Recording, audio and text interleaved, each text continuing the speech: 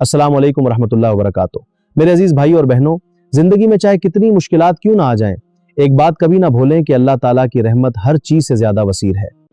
जब इंसान गुनाहों में डूब जाता है तो शैतान उसे मायूस करता है, लेकिन हमारा रब फरमाता है अल्लाह की रहमत से नाउमीद ना हो।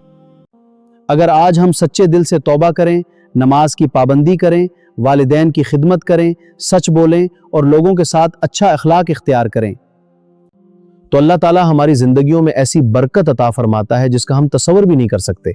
याद रखें, दुनिया की कामयाबी वक्ती है, लेकिन आखिरत की कामयाबी हमेशा के लिए है।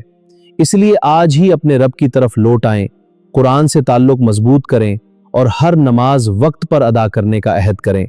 अल्लाह ताला हम सब की मग़फ़िरत फरमाए, हमारे गुनाहों को माफ़ करे, हमारे दिलों को हिदायत दे और हमें दुनिया व आखिरत में कामयाबी अता फरमाए। आमीन या रब्बिल आलमीन।